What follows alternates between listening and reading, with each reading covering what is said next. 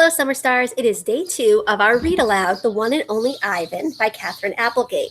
I am going to share my screen with you, and we're going to read the next part of this story today.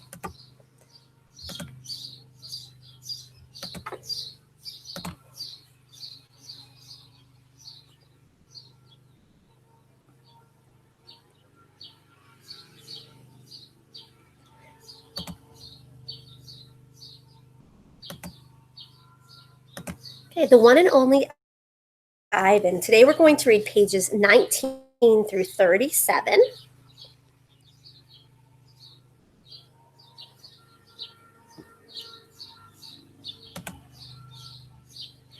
Today's vocabulary, we actually have 6 words to look for. And again, we'll talk about these words when we have our Google Meet for guided reading.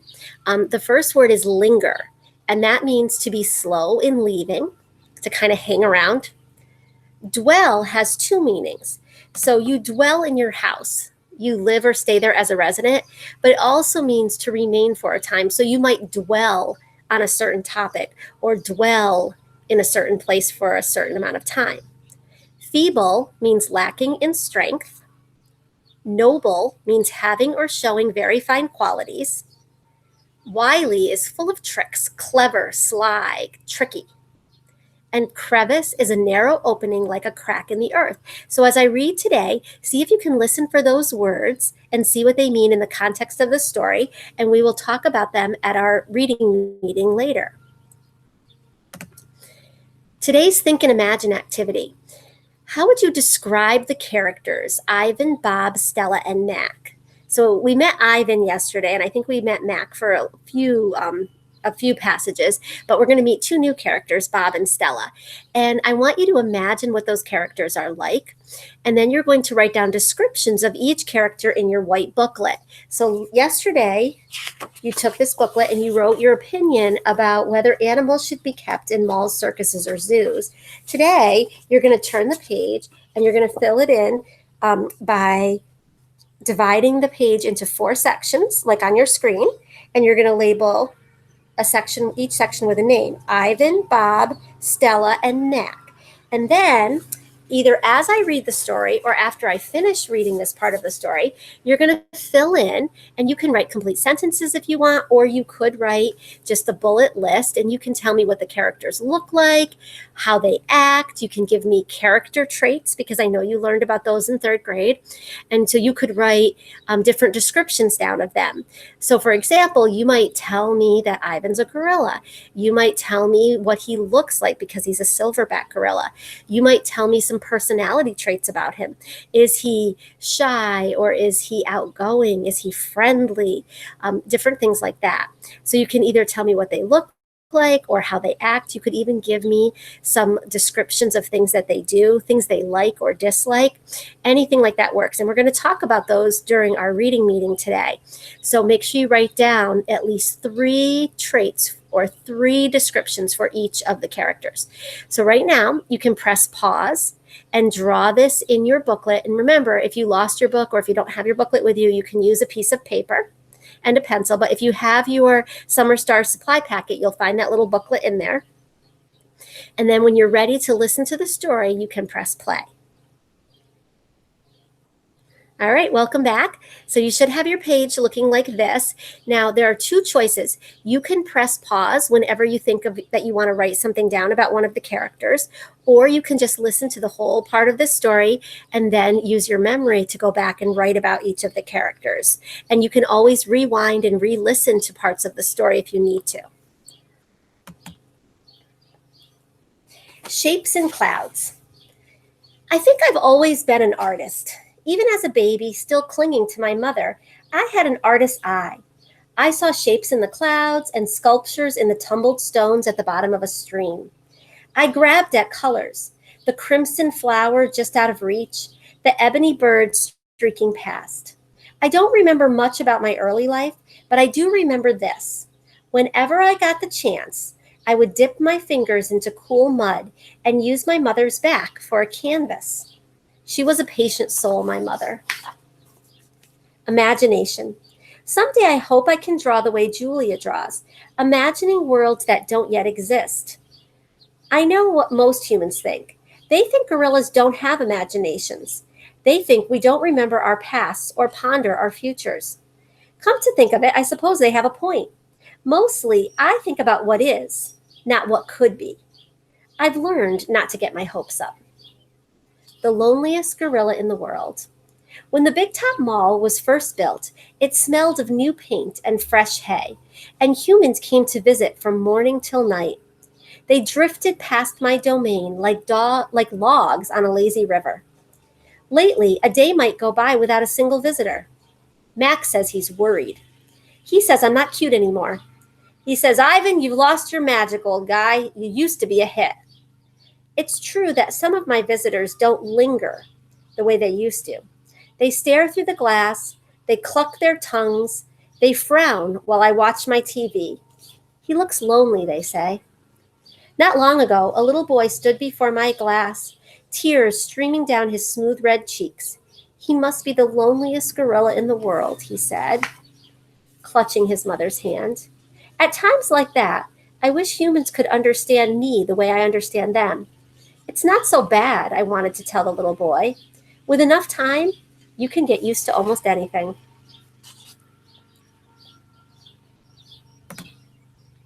TV. My visitors are often surprised when they see the TV Mac put in my domain. They seem to find it odd, the sight of a gorilla staring at tiny humans in a box. Sometimes I wonder, though, isn't the way they stare at me, sitting in my tiny box, just as strange? My TV is old. It doesn't always work, and sometimes days will go by before anyone remembers to turn it on. I'll watch anything, but I'm particularly fond of cartoons with their bright jungle colors. I especially enjoy it when someone slips on a banana peel. Bob, my dog friend, loves TV almost as much as I do. He prefers to watch professional bowling and cat food commercials. Bob and I have seen many romance movies, too. In a romance, there is much hugging and sometimes face licking. I have yet to see a single romance starring a gorilla. We all also enjoy old Western movies. In a Western, someone always says, this town isn't big enough for the both of us, Sheriff. In a Western, you can tell who the good guys are and who the bad guys are, and the good guys always win. Bob says Westerns are nothing like real life. The Nature Show. I have been in my domain for 9,855 days. That's a long time, isn't it? Does anybody know how long 9,855 days is? Yeah, I didn't either, but the book actually tells us. They have a glossary, and they say 9,855 days. While gorillas in the wild typically gauge the passing of time based on seasons or food availability, Ivan has adopted a tally of days. 9,855 days is equal to 27 years. So Ivan has been in his domain for 27 years alone. For a while, when I was young and foolish, I thought I was the last gorilla on Earth. I tried not to dwell on it. Still, it's hard to stay upbeat when you think there are no more of you. Then one night, after I watched a movie about men in black hats with guns and feeble-minded horses, a different show came on. It was not a cartoon, not a romance, not a Western. I saw a lush forest. I heard birds murmuring. The grass moved and the trees rustled. And then I saw him. He was a bit threadbare and scrawny, and not as good looking as I am, to be honest. But sure enough, he was a gorilla. As suddenly as he'd appeared, the gorilla vanished, and in his place was a scruffy white animal called, I learned, a polar bear. And then a chubby water creature called a manatee. And then another animal and another. All night I sat wondering about the gorilla I'd glimpsed. Where did he live? Would he ever come to visit? If there was a he somewhere, could there be a she as well? Or was it just the two of us in all the world, trapped in our own separate boxes? Stella. Stella says she is sure I will see another real live gorilla someday. And I believe her, because she is even older than I am and has eyes like black stars and knows more than I will ever know. Stella is a mountain. Next to her, I am a rock, and Bob is a grain of sand. Every night, when the stores close and the moon washes the world with milky light, Stella and I talk. We don't have much in common, but we have enough. We are huge and alone, and we both love yogurt raisins.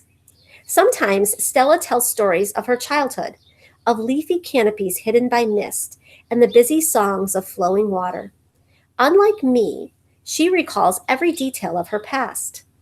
Stella loves the moon with its untroubled smile. I love the feel of the sun on my belly. She says, "It is quite a belly, my friend." And I say, "Thank you. So is yours." We talk, but not too much. Elephants, like gorillas, do not waste words.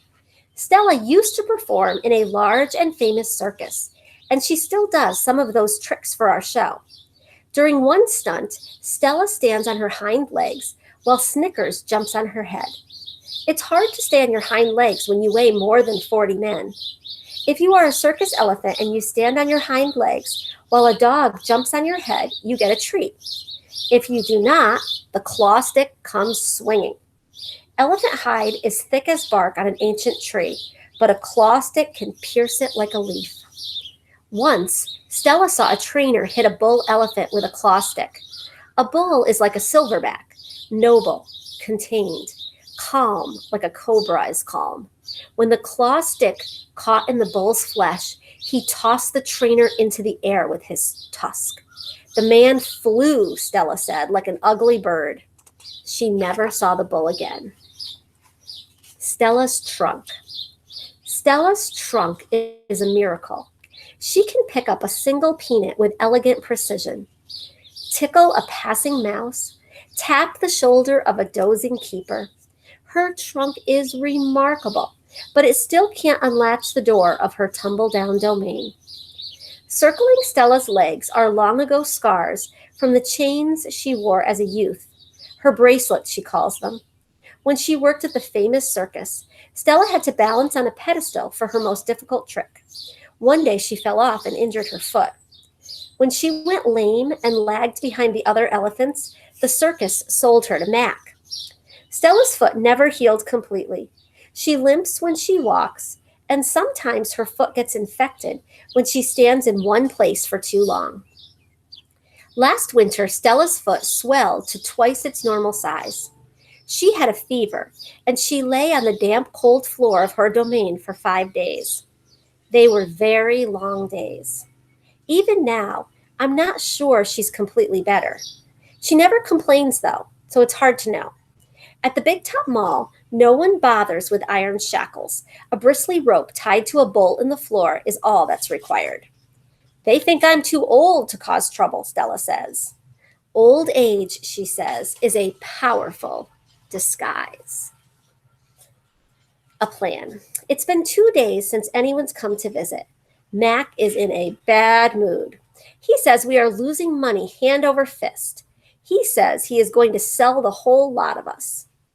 When Thelma, a blue and yellow macaw, demands, "Kiss me, big boy," for the third time in 10 minutes, Mack throws a soda can at her. Thelma's wings are clipped so that she can't fly, but she can still hop. She leaps aside just in the nick of time. "Pucker up," she says with a shrill whistle. Mack stomps to his office and slams the door shut. I wonder if my visitors have grown tired of me. Maybe if I learn a trick or two, it will help. Humans do seem to enjoy watching me eat. Luckily, I am always hungry. I am a gifted eater. A silverback must eat 45 pounds of food a day if he wants to stay a silverback. 45 pounds of fruit and leaves and seeds and stem and bark and vines and rotten wood. Also, I enjoy the occasional insect. I am going to try to eat more. Maybe then we will get more visitors. Tomorrow, I will eat 50 pounds of food, maybe even 55. That should make Mack happy. Bob. I explained my plan to Bob. "Ivan," he says, "trust me on this one. The problem is not your appetite." He hops onto my chest and licks my chin, checking for leftovers. Bob is a stray, which means he does not have a permanent address. He is so speedy, so wily, that mall workers long ago gave up trying to catch him. Bob can sneak into cracks and crevices like a tracked rat. He lives well off the ends of hot dogs he pulls from the trash. For dessert, he laps up spilled lemonade and splattered ice cream cones. I've tried to share my food with Bob, but he is a picky eater and says he prefers to hunt for himself. Bob is tiny, wiry, and fast like a barking squirrel. He is nut-colored and big-eared. His tail moves like weeds in the wind, spiraling, dancing. Bob's tail makes me dizzy and confused. It has meanings within meanings, like human words. I am sad, it says. I am happy, it says. Beware, I may be tiny, but my teeth are sharp. Gorillas don't have any use for tails. Our feelings are uncomplicated. Our rumps are unadorned. Bob used to have 3 brothers and 2 sisters. Humans tossed them out of a truck onto the freeway when they were just a few weeks old. Bob rolled into a ditch and the others did not. His first night on the highway, Bob slept in the icy mud of the ditch. When he woke, he was so cold that his legs would not bend for an hour. The next night, Bob slept under some dirty hay near the Big Top Mall garbage bins. The following night, Bob found the spot in the corner of my domain where the glass is broken. I dreamed that I'd eaten a furry donut, and when I woke in the dark, I discovered a tiny puppy snoring on top of my belly. It had been so long since I'd felt the comfort of another's warmth that I wasn't sure what to do. Not that I hadn't had visitors. Mack had been in my domain, of course, and many other keepers. I'd seen my share of rats zip past, and the occasional wayward sparrow had fluttered in through a hole in my ceiling, but they never stayed for long. I didn't move all night for fear of waking Bob. All right, and we're going to stop there for today. When I see you for your guided reading meeting, we'll talk about this part of the story. I feel like we have a lot to talk about. Some things for you to think about. This is what we're going to be talking about. Why does Ivan think only about what is and not about what could be? He doesn't feel like he has much of an imagination. Why weren't as many people coming to visit Ivan? Do you think he was lonely? Why or why not? What did Stella do before she arrived at the mall? And what did she think about it? And why does Ivan say Stella's trunk is a miracle? What can it do? But what can't it do? So those are some things to think about that we're going to talk about today when you come for your guided reading time. And remember, that's between 10 and 11, and you each are assigned a group. So we have a nice small group so we can talk about things. Some of you will see me from 10 to 10:20. Some of you will see me from 10:20 to 10:40. And some of you will see me from 10:40 to 11 o'clock. And we will talk about the vocabulary. We'll talk about the 4 characters that we met today. And we'll talk about these questions. All right, so I will see you later.